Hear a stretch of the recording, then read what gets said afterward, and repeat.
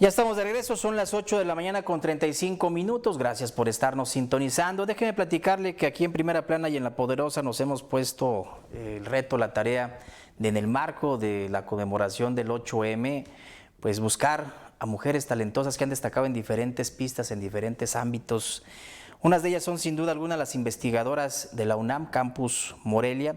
Y en el marco de estas conmemoraciones del 8M hemos determinado hacer un calendario de entrevistas con ellas y esperemos que resulten de su interés, y por ello le agradezco también que esté aquí en este estudio a la doctora Berenice Araceli Granados Vázquez. Ella es experta en Derecho en Letras Hispánicas, maestra en Letras Mexicanas y doctora en Letras por la Universidad Nacional Autónoma de México. Para empezar, ¿cómo está, doctora? Buenos días. Buenos días, muchísimas gracias, Adam, por la invitación. Al contrario, muchas gracias a ti. Un primer, digamos, saque respecto a lo del 8M, ¿qué significa en tu experiencia esta conmemoración y el hecho de que estemos remarcando siempre en nuestro país la necesidad de seguir exigiendo que se respeten los derechos y que se generen oportunidades en diferentes ámbitos para las mujeres?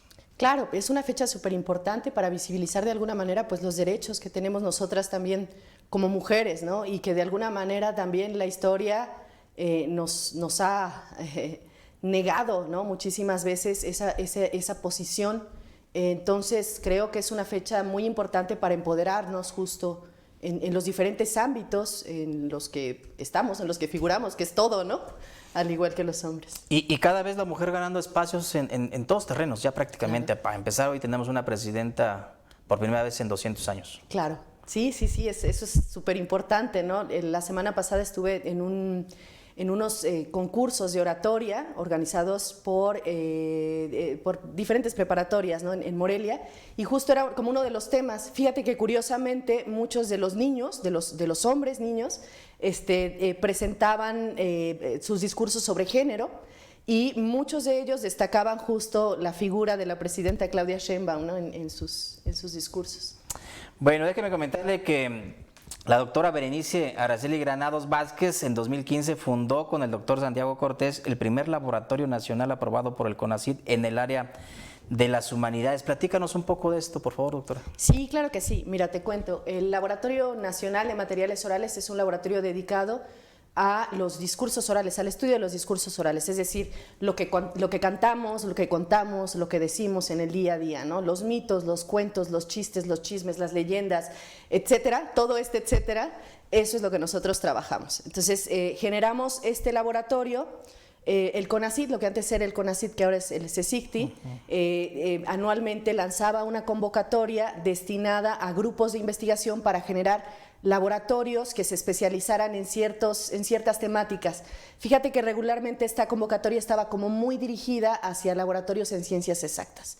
Entonces, en esa ocasión, Santiago y yo presentamos esta propuesta. Es una propuesta totalmente del área de las humanidades y bueno, fue aceptada. Entonces, así es como se fundó este primer laboratorio. Trabajamos justo con este patrimonio cultural inmaterial, ¿no?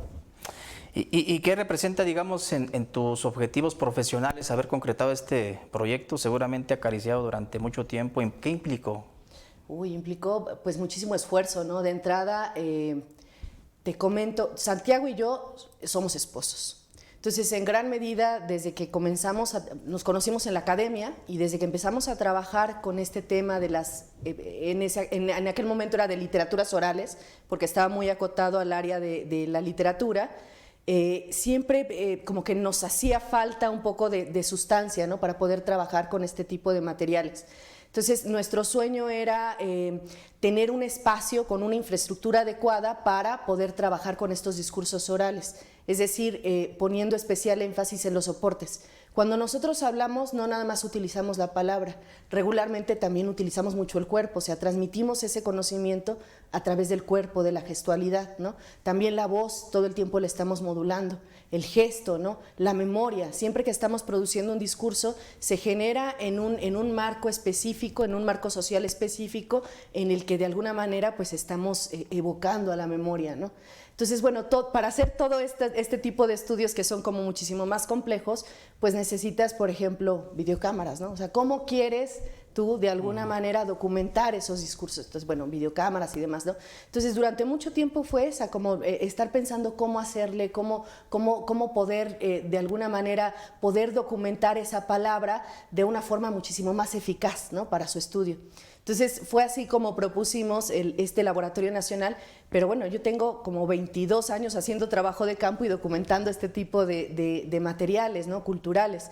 Entonces creo que implicó como mucho esfuerzo, mucha dedicación. Recuerdo que los primeros años, por ejemplo, cuando montamos el laboratorio, pues era estar ahí metidos todo el día en la escuela, ¿no? Desde las 9 de la mañana salíamos a las 10 de la noche, a veces ni comíamos, ¿no? Por estar justo viendo, planeando, haciendo y demás, ¿no? Entonces creo que ha sido un proyecto, pues un proyecto de vida, ¿no? Un proyecto que ha implicado como muchos sacrificios, también muchos retos y bueno, con el cual estamos de alguna manera pues muy comprometidos y casados, ¿no? Con el proyecto, ¿no? Casados. Casados literalmente con el proyecto. ¿no? Con el proyecto y con la vida. Sí, sí. Pero bueno, parece de pronto como que fuese sencillo esto que tú comentas bien de conectar, digamos, el lenguaje corporal con el lenguaje oral y además al mismo tiempo estar memorizando ciertos elementos informativos que te permitan como articular de mejor manera tu discurso, tu narrativa, tu mensaje con respecto al público en el que estás presente, pero no siempre funciona tan sencillo, ¿no? Hemos visto, por ejemplo, por mencionar algunos sin quemar a nadie en específico, pero en la clase política hay quienes de plano dice uno, bueno, pues como que no conectan una cosa con la otra y al final resulta un desastre y están en posiciones privilegiadas. Claro, claro. Se ha descuidado, ¿no? Esa parte por parte de los políticos que deberían de tener también, me parece, cuidado en esa preparación, en esa capacitación. Sí, claro, a veces no se corresponde ese lenguaje corporal con el habla, ¿no? Con lo que se dice, con las palabras. Como que demás, te imagino, ¿no? De pronto, si supongo te interesa la política en diferentes momentos de la vida, ¿no? Estar viendo a un político disertar algún mensaje, un discurso y has de decir, híjole, no, pues no se le entendió, ya que le faltó énfasis, le faltó subir el volumen, ¿no? Modular la voz. ¿Sí lo has hecho? Sí, no lo he hecho tanto con políticos, la verdad es que no me interesan mucho los políticos, me interesan más como los fenómenos culturales, ¿no? En las comunidades y demás, ¿no? Pero sí está interesante lo que dices, ¿no? Hay unos discursos muy bonitos, por ejemplo, de Fidel Castro. Okay. Yo sé que voy a sacar acá a lo mejor el asunto comunista, pero realmente son discursos muy buenos. Era un muy, muy buen orador, ¿no? Entonces, ¿López Obrador te parece o te ha parecido un buen orador?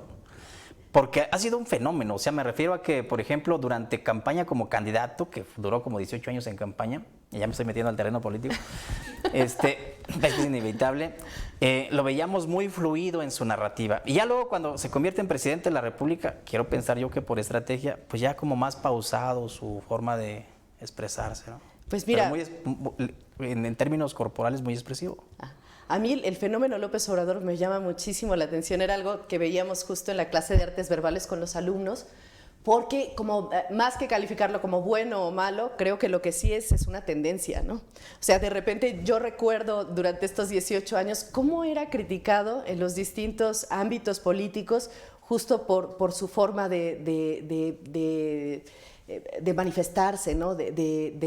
Pues sí, de alguna manera su oratoria, ¿no? Entonces decía, no, es que habla muy lento, no, es que desespera, no, es que tal. Pero con el tiempo, esa forma, ese estilo de AMLO, de alguna manera ahora se replica, ¿no? Hay muchos políticos que han seguido ese estilo y eso la verdad es que marcó tendencia de alguna manera, ¿no? En la forma de moverse, de posicionarse, de comportarse, ¿no? En público. Sí, no solamente lo verbal, sino incluso lo corporal. No, tú lo ves, o sea, los discursos, las palabras, la forma en la que se mueven los políticos y demás, ¿no? Con esta tendencia es muy parecida a la de AMLO, ¿no? Entonces, de ser como muy criticado, de repente marcó estilo, ¿no? Marcó tendencia. Pero sin salirnos pues del tema, que resulta muy interesante escucharte en esta parte desde el punto de vista académico de tu experiencia profesional con respecto a estos retos que me parece seguimos teniendo todos los mexicanos. ¿Qué es lo que viene, doctora, para ti, para este proyecto que tú vienes encabezando y también para la UNAM? Uy, pues mira, te cuento, ahora justo estamos trabajando en la creación, tenemos un repositorio, es el Repositorio Nacional de Materiales Orales, que consigna las distintas documentaciones que han hecho investigadores de distintas partes del país, o sea, no solo las personas que pertenecen al laboratorio, y ahí pueden subir estos materiales que han consignado en las comunidades y demás, ¿no? Y ahora justo estamos trabajando en un repositorio iberoamericano de materiales orales. Es algo muy necesario, es algo que nos han pedido, por ejemplo, colegas de Brasil, colegas de Colombia, colegas de Argentina, ¿no? O sea, contar con un repositorio de esta magnitud para que ellos también puedan albergar sus materiales. Entonces, lo que queremos hacer ahora en los próximos años es justo eso, de alguna manera replicar los protocolos, las metodologías que hemos generado aquí en México para que en otros países los puedan seguir. Entonces ya tenemos una red, la Red Iberoamericana de Estudios sobre Materiales Orales.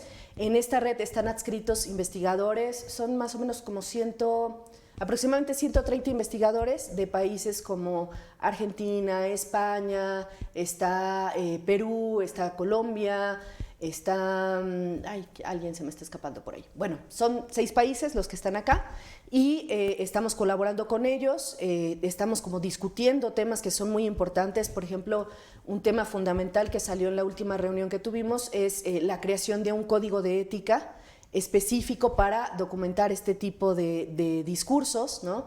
Y bueno, de alguna manera en los distintos grupos de investigación tomaron este código y bueno, lo están siguiendo, ¿no?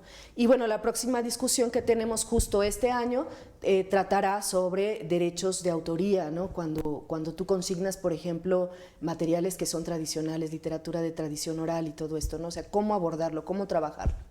Oye, pues qué interesante platicar contigo, conocerte. Gracias por haber aceptado estar en este espacio, compartir con la audiencia tu experiencia, tus proyectos académicos, etcétera. Y queda abierta ahí la invitación para que en otros momentos podamos seguir interactuando con respecto a estos temas. Un mensaje final con respecto al 8M y sobre todo dirigido a las jóvenes, a las niñas que están pensando en convertirse en académicas potenciales en el futuro. Que persigan sus sueños.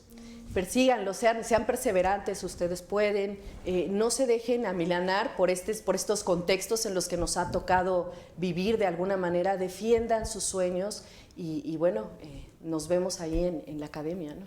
Muy bien, muchas gracias, doctora, un placer. Vamos a una pausa, es la última de esta emisión, pero todavía le tengo más noticias. Listo, doctora. Estás escuchando Primera Plana Noticias.